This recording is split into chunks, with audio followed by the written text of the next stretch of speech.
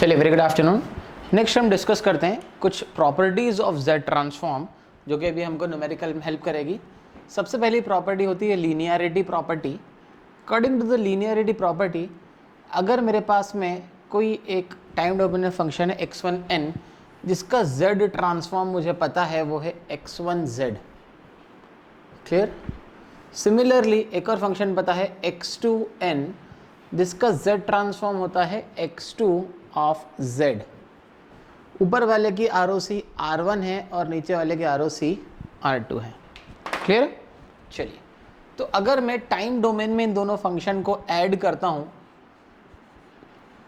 x1n plus x2n, तो frequency domain में भी ये दोनों सिग्नल ऐड हो जाएंगे, है ना। ये हो जाएगा x1z प्लस x2z। और अगर मैं कोई कांस्टेंट का मल्टीप्लाई करता हूं टाइम डोमेन में a1 एंड a2, तो उसी कांस्टेंट से ये फ्रीक्वेंसी डोमेन में भी मल्टीप्लाई हो जाएंगे। This is your linearity property. और इनकी जो ROC होगी वो इन दोनों का इंटरसेक्शन यानी कि कॉमन रीजन होगा, that is R1 intersection with R2। इन दोनों का जो कॉमन रीजन होगा वो आपकी इसकी ROC होगी। दूसरी सबसे इंपॉर्टेंट प्रॉपर्टी जो हमको देखनी है वो होती है हमारी time shifting property. Time shifting property की अगर मैं बात करूं तो एक x1n अगर मेरे पास में सिग्नल है जिसका Fourier transform x1 of z है, तो अगर मैं इसको टाइम में शिफ्ट करता हूं x1 of n minus n0, है ना, तो जिस n0 और जिस साइन के साथ में शिफ्ट करा है फ्रीक्वेंसी डोमेन में भी आपका उससे मल्टीप्लाई हो जाएगा। ये हो जाएगा आपका z to the power minus n0 into x1 of z, clear. Minus n0 से शिफ्ट करा था तो z की पावर माइनस n0 से फ्रीक्वेंसी डोमेन मल्टीप्लाई हो जाएगा। सिमिलरली आप थर्ड प्रॉपर्टी एक और आप लिख सकते हैं, वो होती है आपकी time scaling property.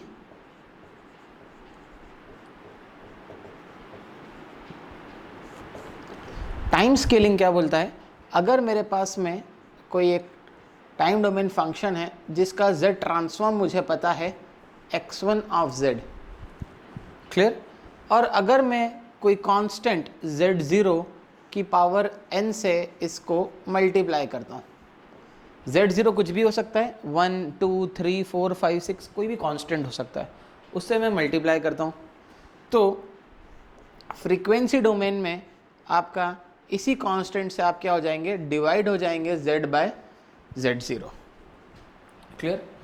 Time shifting में और दोनों में ROC की बात मैं एक साथ करता हूँ, टाइम शिफ्टिंग और टाइम स्केलिंग में। टाइम शिफ्टिंग में अगर पहले वाले सिग्नल की ROC R है तो दूसरे वाले सिग्नल की भी ROC R होगी। ROC चेंज नहीं होती है टाइम शिफ्टिंग ऑपरेशन में, क्लियर। टाइम स्केलिंग ऑपरेशन की बात करूं तो अगर पहले वाले सिग्नल की ROC R है तो दूसरे वाला सिग्नल की ROC शिफ्ट हो जाएगी। कितने से शिफ्ट होगी, Z0 mod of Z0 times R, दूसरे वाले सिग्नल की ROC चेंज हो जाएगी, क्लियर। Time scaling property. चलिए, ये रही आपकी सेकंड प्रॉपर्टी थी, सॉरी थर्ड प्रॉपर्टी थी। नेक्स्ट हम प्रॉपर्टी फोर्थ के बारे में बात करते हैं। Fourth property simple convolution property. Convolution में कुछ भी नहीं है, टाइम डोमेन में अगर आप दो सिग्नल को मल्टीप्लाई कर रहे हैं, फॉर एग्जाम्पल मेरे पास में एक सिग्नल है x1n, क्लियर। मेरे पास में एक सिग्नल है x1n और मैं टाइम डोमेन में इस सिग्नल को मल्टीप्लाई कर रहा हूँ x2n, क्लियर। तो फ्रीक्वेंसी डोमेन में, है ना, इन दोनों सिग्नल्स के बीच में कॉन्वोल्यूशन होगा। x1z convolved with x2z, clear. Similarly इसका इन्वर्स भी बिल्कुल ट्रू है। अगर एक टाइम डोमेन में कॉन्वोल्यूशन हो रहा है, टाइम डोमेन में अगर दोनों सिग्नल के बीच में कॉन्वोल्यूशन हो रहा है तो फ्रीक्वेंसी डोमेन में दोनों सिग्नल क्या हो जाएंगे, आपस में मल्टीप्लाई हो जाएंगे, clear. That is your convolution property. कभी भी आपको दो सिग्नल का कॉन्वोल्यूशन बोलते हैं डिस्क्रीट डोमेन में, तो आप पहले क्या करें, उसको दोनों का z ट्रांसफॉर्म ले लें, उन दोनों के z ट्रांसफॉर्म को आप आपस में क्या करें, मल्टीप्लाई कर दें, और फिर वापस इन्वर्स z ट्रांसफॉर्म लेके टाइम डोमेन में आ जाए। This was your convolution property.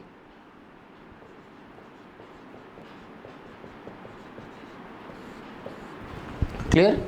Next है आपका डिफरेंशिएशन इन z डोमेन। सबसे इंपॉर्टेंट प्रॉपर्टी है, इस पे न्यूमेरिकल आता है।